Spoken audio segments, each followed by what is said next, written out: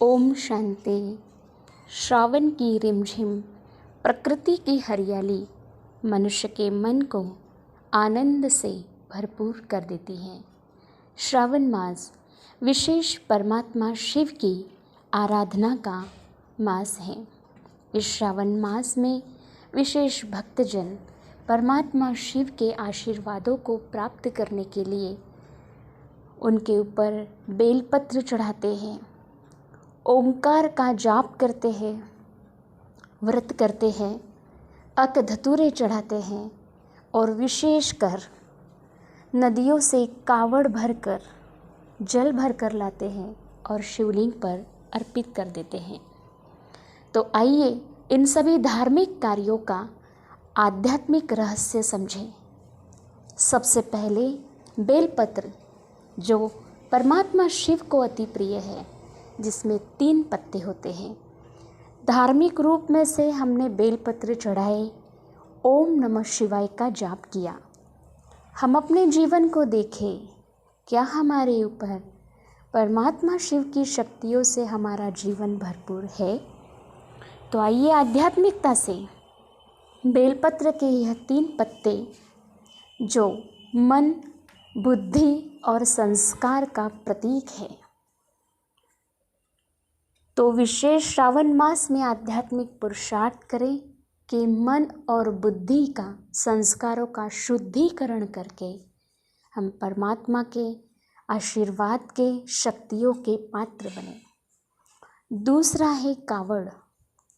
उस कावड़ भर के विशेष भक्तजन दूर दूर तक पैदल चलते भी जाते हैं और कावड़ में जल भरकर शिव को अर्पित कर देते हैं। कावड़ में 2 घड़े होते हैं और बीच में एक लकड़ी होती है जो 2 घड़े को संतुलित करती है।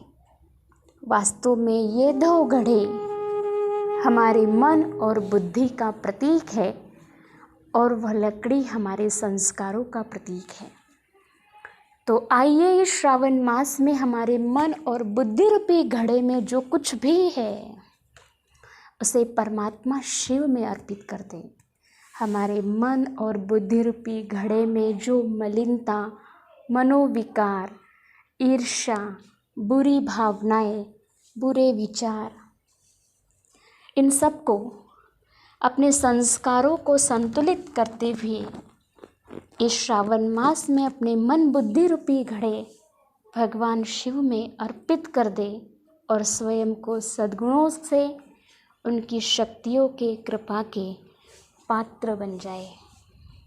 अक धतूरे वास्तव में हमारे अंदर के बुराइयों का प्रतीक है, मनोविकारों का प्रतीक है।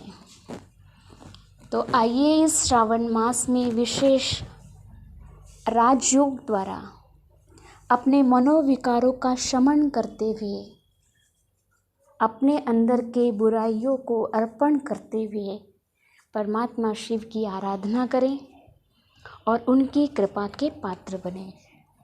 जैसे श्रावण की बूंदें, बारिश की बूंदें सिर्फ देखने के लिए अच्छी लगती है, परंतु प्रकृति जब उसे धारण कर लेती है तो हरियाली से संपन्न हो जाती है।